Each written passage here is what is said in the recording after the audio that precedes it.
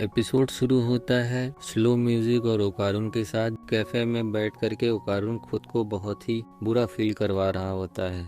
मोमो की दोस्त मोमो को परेशान करने के लिए बहुत सारी चीज़ें कर रही होती है और उसके बॉस से उसे शिकायत करती है, जिसके कहने पर मोमो उनका वेलकम करती है। आप लोगों का स्वागत है कमीनो। ये तुम क्या कह रही हो मोमो? सॉरी, आप लोगों का स्वागत है। और वह देख करके ओकारुन बहुत ही शौक होता है। उसे परेशान करने के लिए उसकी दोस्त बहुत सारे ऊट पटांग के फरमाइश करती है। उनकी हेड भी मोमो को बहुत परेशान करती है। मोमो को बहुत सारी चीजें कहती है कि लोगों से इस तरीके से बात नहीं की जा सकती, अच्छे तरीके से काम करो, जिससे मोमो गुस्सा होती है। जाने से पहले उन लोगों की ग्रुप फोटो होती है जिसमें मोमो भी होती है एज अ वेट्रेस, और वो लोग बाहर निकल आते हैं। जैसे ही बाहर आते हैं मोमो अपने दोस्तों पर गुस्सा करती है। आज के बाद तुम लोग यहाँ कभी मत दिखाई देना, पूरी शिफ्ट तुम लोगों ने खराब कर दी। और वो लोग हंसते हैं और वहाँ से जाने लगते हैं। तभी ओकारुन दिखाई देता है जो बिल्कुल ही निराश है इन सारे चीजों से। उनकी दोस्त ओकारुन को जबरदस्ती लेकर के जाने लगती हैं, लेकिन ओकारुन उसे रोकता है, कहता है कि मुझे नहीं जाना, मैं यहीं थोड़ी देर रुकना चाहता हूँ। और वो मोमो के पास आता है और उससे कहता है, मोमो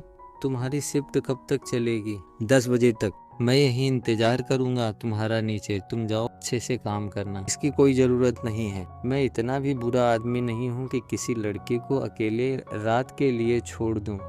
यहाँ का माहौल बहुत बुरा है, मुझे पता है, लेकिन मैं एक टफ लड़की हूँ, तो तुम्हें परेशान होने की जरूरत नहीं है। ओकारुन निराश होकर के वहाँ से जाने लगता है। मोमो भी उसे रोकना चाहती है, खुद पर कंट्रोल करती है, उसे जाने देती है। वो वापस कैफेटेरिया में आ जाती है और हमेशा उसकी नज़र केवल दीवार घड़ी पर होती। वो लोगों को सर्व करती, खुद को अच्छा प्रेजेंट करने की कोशिश करती, लेकिन हर बारी आते जाते केवल उसका दिमाग टाइम पर होता है कि कब 10 बजेगा। धीरे धीरे वो बहुत ज़्यादा थक जाती है। आखिरकार उसकी शिफ्ट खत्म हो जाती है, जिससे वो जाने लगती है। वेट्रेस उसके आज के काम के लिए उसकी सराहना करते हैं कि तुमने आज बहुत बढ़िया काम किया, कल फिर तुम आ जाना, जिससे मोमो को शौक लगता है, लेकिन वो वहाँ से आ जाती है। अब थके हाल मोमो जैसे ही नीचे उतरती है, पास का माहौल देखती है, उसे थोड़ा सा बुरा लगता है, आगे जाने लगती है। जैसे ही आगे जाती है वहाँ हमें भागता हुआ ओकारुन दिखाई देता है, जो थोड़ी दूर पर ही रहा होगा। मोमो के पास आता है, तुम अभी तक गए नहीं?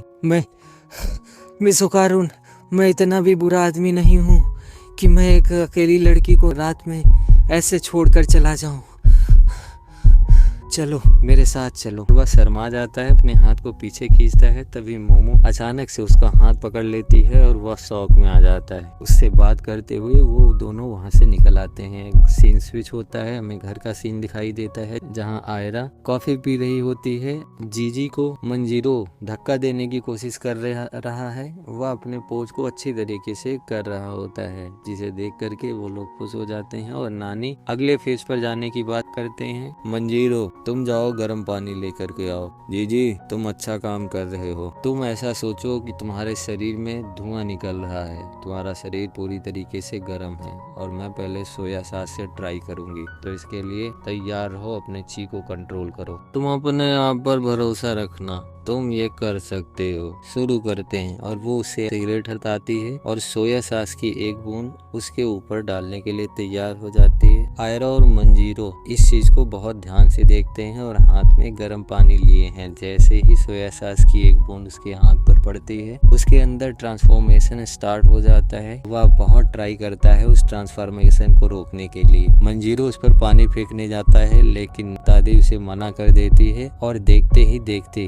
जीजी उस ट्रांसफॉर्मेशन को रोक लेता है, जिससे वो खुश हो जाता है। और नानी कहती है, तुमने बहुत बढ़िया किया है, बहुत अच्छे जीजी। और तुम मंजीरो ध्यान रखना, रूम टेम्परेचर को तुम कंट्रोल कर सकते हो, इस बारे में जरूर ध्यान रखना। और हाँ जीजी, तुम अपनी ची को कंट्रोल कर सकते हो, इसीलिए अब तुम अपने नॉर्मल लाइफ में लौट सकते हो। इतने में वहाँ मोमो और ओकारुन आ जाता है, जिससे दादी उसे बहुत ज्यादा बुरा भला कहती है कि इतनी देर तक कहाँ थे तुम लोग, और हमें बताना था। मोमो उसे बताती है, मैं एक पार्ट टाइम जॉब कर रही हूँ, तो इसी कारण मुझे थोड़ी सी देर हो गई हूँ। कितनी ज्यादा ठंडी है यहाँ पर, दोनों को ठंड लग रही होती है। वो गर्म पानी पीने करने के लिए आगे बढ़ते हैं। जीजी और आयरा दोनों उन्हें देख करके एक्साइटेड हो जाते हैं और जल्दी से मिलने आना चाहते हैं, लेकिन अचानक से उनका टक्कर होता है। कोल्ड कॉफी जीजी के ऊपर गिर जाती है और जैसे ही गिरती है नानी पानी लेकर उस पर पानी सबके सब फेंकते हैं, क्योंकि सबके हाथ में पानी होता है, लेकिन वो आत्माओं वाला घर बनाता है जिससे पानी बाहर रह जाता है और मोमो को उसके अंदर रख लेता है। अब पूरा माहौल एकदम टेंस हो चुका है और सारे उसे बचाने की अपनी पूरी जद्दोजहद कर रहे होते हैं। वो आगे जाता है मोमो के पास, उसके कपड़े को पकड़ता है, पंच करने के लिए हिट करता है। ओकारुन भी अपने ओकाई फॉर्म में आ जाता है। तभी मोमो अपने साइकिक एनर्जी का इस्तेमाल करती है, उसके मुक्के को रोकती है और दूर ले जा करके चिपका देती है। लेकिन अगले ही पल ओकाई फिर से अपनी ताकत को और ज्यादा बढ़ाता है और धीरे धीरे करके उसकी साइकिक एनर्जी को अंडर एस्टिमेट करते हुए वह उसके पास आता है और उसे मारने के लिए जैसे ही बढ़ता है, मोमो अपने मुंह में भरे हुए पानी से कुल्ला कर देती है। यह देख करके सारे लोग हैरान हो जाते हैं और तभी दिखाई देता है कि मोमो इन सबसे पहले ही थोड़ा सा पानी पी चुकी थी, जिसके कारण अब जीजी फिर से नॉर्मल इंसान बन चुका था और वह उसे छोड़ता है, उससे सॉरी बोलता है कि मैंने जानबूझ करके नहीं किया। ओकारुन उसे धक्का दे करके पीछे कर देता है, उसकी हालचाल लेने लगता है। जीजी खुद को बहुत बुरा फील करवाता है, लेकिन दादी आती है और उसे बताती है कि इसमें तुम्हारी कोई गलती नहीं। और मोमो, देखा ओकारुन, मैंने किस तरीके से सिचुएशन को अपने हिसाब से डील किया, मैं बहुत बहादुर बनती जा रही हूँ। सब लोग रिलैक्स करते हैं और सोने के लिए चले जाते हैं। कमरे में आयरा और मोमो एक साथ दिखाई देते हैं, जहाँ आयरा, मोमो मुझे माफ कर दो, मैंने ये सब जानबूझ कर नहीं किया, तुम्हें माफी मांगने की कोई जरूरत नहीं, ये सब होता रहता है।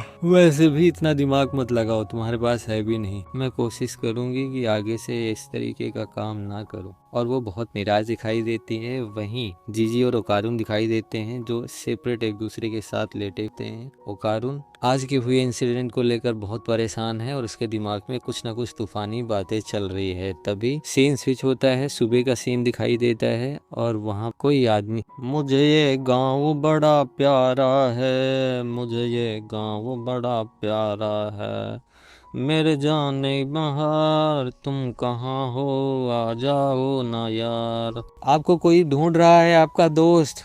हाँ ठीक है, आ रहा हूँ। और वहाँ हमें मेंटेशियन दिखाई देता है जो इंसानों की शक्ल ले चुका है। तभी वहाँ बाहर ओकारुन दिखाई देता है और मेंटेशियन को देख करके वो हैरान हो जाता है। हाँ ओकारुन, क्या हुआ? मिस्टर मेंटेशियन, मुझे आपसे बहुत सारी जानकारी लेनी है।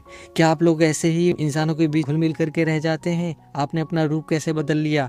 आप मुझे बताइए कि ये सारी चीजें कैसे काम करती है और आपके साथ यहाँ पर एलियंस और धरती पर रहते हैं हम लोगों के बीच में। ये सारी जानकारी मुझे आप दे दो, दे दो, दे दो, दे दो। तुम बताओ यहाँ किस लिए आए हो? और वैसे जब मैं पहले भी रहता था तो यहाँ इसी रूप में रहता था। मिस्टर मेंटेशियस, क्या आप मुझे अपना चेला बनाएंगे? मुझे क्या आप पंच मारना सिखा सकते हैं? नहीं, बिल्कुल नहीं। पर ऐसा क्यों? वायलेंस बहुत खराब चीज होती है, तो पहले तुम मेरे साथ इन बोरियों को अंदर रखने में मदद करो। ठीक है, मैं ये सब कर लूंगा, लेकिन इसके बाद तो मुझे अपना चेला बना लेंगे ना? और वो बोरियों को वहाँ खाली करते हैं। मेंटेशियन कहता है, नहीं, बिल्कुल नहीं, मैं तुम्हें अपना चेला नहीं बनाऊंगा। लेकिन क्यों? और उसी के साथ हमें रात का माहौल दिखाई देता है मोमो के घर के सामने, जहाँ ओकारुन बहुत ही थका हारा घर जा रहा होता है। खुद से ही प्रॉमिस करता है कि आने वाले समय में वो ताकतवर बन जाएगा। और यहाँ हमें घर के अंदर जीजी और दादी दिखाई देते हैं। जीजी खाना खा रहा होता है। तुम इतनी देर क्यों लगा रहे हो? क्या तुम भी पार्ट टाइम जॉब करना शुरू कर दिए? हाँ, ऐसा ही कुछ समझ लीजिए। जीजी उसे देखता है, लेकिन बिना बात किए वो वहाँ से चले जाते हैं। घर का माहौल पूरी तरीके से टेंस होता है। वो बाहर चली जाती है और वहाँ मंजीरो आता है। हम किसी ऐसे को यहाँ घर में नहीं रहने दे सकते जिन पर इतनी ज्यादा शक्तियाँ हैं और उन्हें हम कंट्रोल नहीं कर सकते। बाकी लोगों पर भी इसका बहुत ज्यादा खतरा मंडरा रहा है। हमें फिर से उन्हें बुलाना होगा। अगर आप रिचुअल नहीं परफॉर्म करोगी, मैं करूँगा। सुनो मंजीरो, मुझे पता है कि तुम्हें इन लोगों की बहुत ज़्यादा फिक्र है और तुम बड़े हो, ऐसा होना भी चाहिए, लेकिन ध्यान रखना, मुझे मिस्टर जीजी के कॉन्फिडेंस पर बिल्कुल संदेह नहीं, लेकिन फिर भी मैं ऐसी चीजें नहीं चाहूंगा जिससे लोगों पर खतरा आए। वहाँ दादी अकेले हमें दिखाई देती है। फिर सीन स्विच होता है, मैं ओकारुन दिखाई देता है जो पंच मारने की ट्रेनिंग कर रहा होता है। तभी पीछे से, अच्छा डांस कर रहे हो। मैं ये डांस नहीं कर रहा हूँ और मुझे परेशान मत करो, अकेला छोड़ दो। हाँ, तुम डांस नहीं कर रहे हो तो ये क्या कर रहे हो? पंच मारने की प्रैक्टिस कर रहा हूँ जिससे मैं और ज्यादा ताकतवर बन सकूं। तुम्हें ताकतवर बनना है या स्ट्रॉन्ग? मुझे ताकतवर बनना है। पंच मारने से कोई ताकतवर नहीं बनता। तुम किसे मारना चाहते हो? मैं डेविल आइज से लड़ करके उसे भगाना चाहता हूँ। तो मैं फिर से तुमसे पूछती हूँ, तुम्हें ताकतवर बनना है या स्ट्रॉन्ग? मुझे स्ट्रॉन्ग बनना है।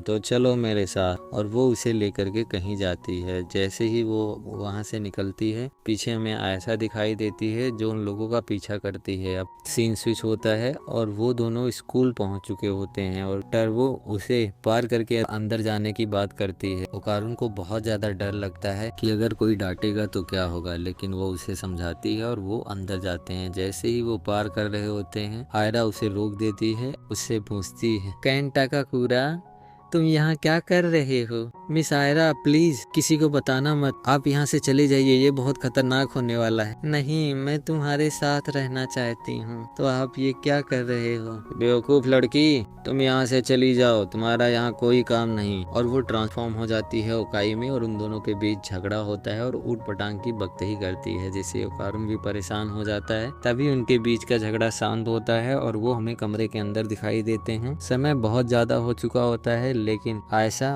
ओकारुन से माफी मांगती है कि वो ओकाई था जिसने ये काम किया। मैं ऐसा कभी नहीं कह सकती, तुम मुझे माफ कर दो ओकारुन। मुझे पता है कि तुम ऐसा नहीं करोगी। मिस आयरा, अरे बेवकूफों, वहाँ क्या कर रहे हो? इसकी बुद्धि घास चरने गई है। तुम बेवकूफ बिल्ला, मुझे परेशान मत किया करो। वो फिर से लड़ने चले जाते हैं। इन सब का कुछ नहीं हो सकता और वो भी उनके पीछे जाता है। तभी हमें एक बड़ा सा हॉल दिखाई देता है जो म्यूजिक रूम है और वहाँ बहुत सारे आर्टिस्ट की फोटो भी दिखाई देती है। और अचानक से दोनों बहुत ज्यादा डरने लगते हैं। आयरा उसे एक पंच भी मार देती है। टर्बो हमें पियानो पर दिखाई देती है, एक नोट प्ले करती है जिसे सुनकर वो सब परेशान हो जाते हैं और ग्रैनी उसे सिखाना स्टार्ट कर देती है और एक नोट बजाती है जिस पर उछलने के लिए कहती है और वो उछलता है, जिससे तुम एकदम से जोकर लग रहे हो इसमें। तुम कहना क्या चाहती हो और क्या करना चाहती हो मेरे साथ इस तरह? अरे बेवकूफ, ये नोट है तुम्हारा है। और वो अलग सा नोट बना करके बताती है, और ये वाला नोट जीजी का है। इसका मतलब तुम उससे बहुत ज्यादा स्लो हो।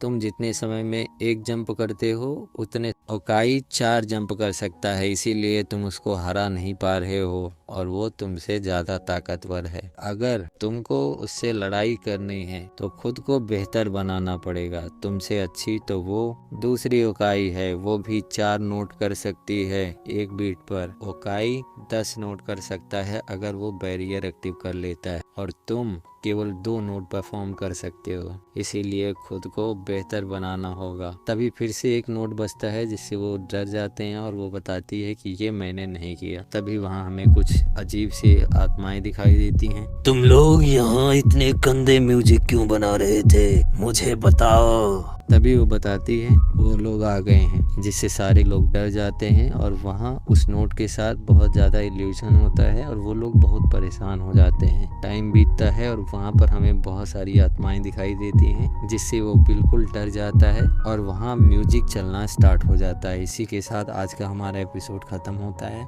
मिलते हैं कल, तब तक के लिए बाय बाय।